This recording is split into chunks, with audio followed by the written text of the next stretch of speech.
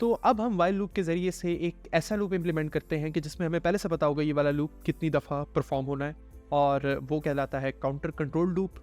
तो अगर हमने 5 दफ़ा पुशअप प्रिंट करवाने हैं तो सबसे पहले हम डिस्कस करते हैं कि अगर यही वाला काम हमने खुद करना हो तो रियल लाइफ सिनेरियो में ये चीज़ किस तरीके से वर्क करती है। मिसाल के तौर पर मैं आपको इंस्ट्रक्शन देता हूँ कि 5 पुशअप लगाओ। अब आपने देखना है कि आपका जहन किस तरीके से काम कर रहा है और आपका सबकॉन्शियस माइंड किस तरीके से काम कर रहा है। सबसे पहले जब भी आपने 5 पुशअप लगाने हैं, आप एक पुशअप लगाओगे और अपने जहन में सोच लोगे कि यानी काउंट कर रहे होगे कि कितने पुशअप हो गए। आपने जहन में सोच लिया, एक डब्बा बनाया जिसको आपने नाम दे दिया काउंटर का, जो कि काउंट कर रहा है और उसमें लगती है 1, ठीक है। फिर दूसरा पुशअप लगाया, फिर उसके अंदर रखती है 2, और उस वक्त तक पुशअप लगाते रहोगे जब तक ये जो काउंटर भर के 5 नहीं हो जाएगा। जैसे ही काउंटर भर के हमारे पास 5 हो जाएगा, उसके बाद आप बस कर दोगे। यानी हर दफ़ा पुशअप लगाओगे, जब भी एक्शन परफॉर्म करोगे, पहली बात है जो काउंटर बनाया है आपने उस काउंटर के अंदर एक इंक्रीज करोगे, और हर दफ़ा चेक करोगे कि जो भी मैं काउंट कर रहा हूँ वो मेरी जो गिवन वैल्यू है, जितने मैंने मैक्सिमम पुशअप लगाने उससे बढ़ तो नहीं गई।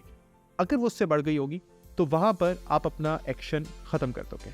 तो बिल्कुल एग्जैक्टली इसी तरीके से प्रोग्रामिंग के अंदर हम काउंटर लूप्स इंप्लीमेंट करते हैं।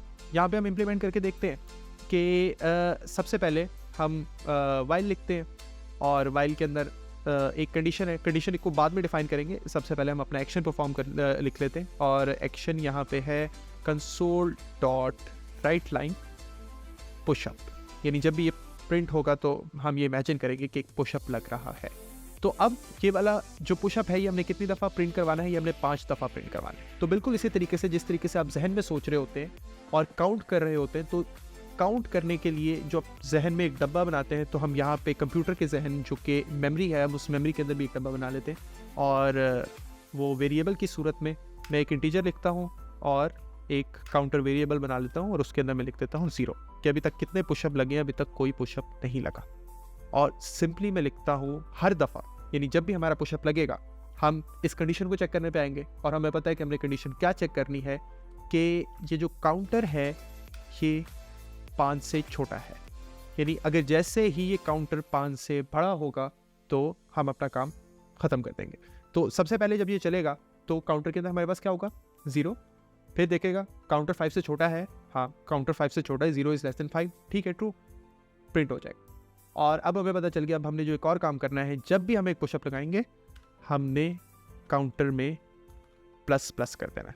तो इसी तरीके से फिर 1 जाएगा, फिर 2 जाएगा, फिर 3 जाएगा, फिर जब 4 जाएगा, 4 इज़ लेस देन 5, ट्रू, एक और पुशअप लगेगा। यहाँ पे आ गया 5 इज़ लेस देन 5, नहीं, फॉल्स हो जाएगा। तो फॉल्स होने की सूरत में हम अपने बाकी प्रोग्राम के अंदर आ जाएंगे, जो कि है console dot write line while loop is ended. तो अब इस प्रोग्राम को प्रिंट करके देखते हैं।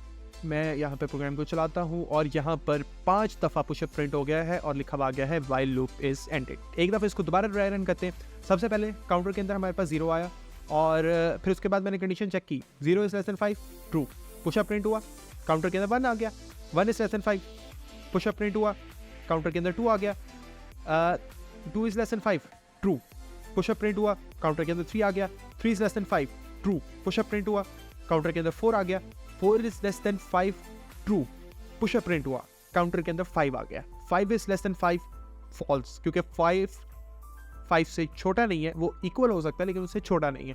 तो यहाँ पे हमारे पास फॉल्स आ गया, और फॉल्स होने की केस के अंदर हम वाइल लूप से बाहर निकल आते हैं और हमारे पास प्रिंट हो गया console dot write line while loop is ended.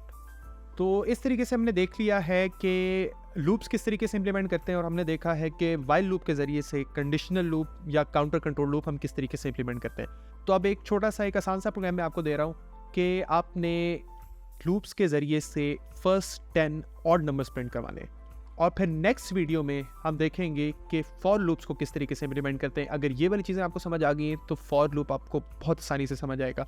तब तक के लिए अल्लाह हाफिज़, खुश रहे, सब्सक्राइब लाजमी कर दें, आगे शेयर भी कर दें, लोगों का भी भला होगा, मेरा भी भला होगा, आपको सवाब मिलेगा।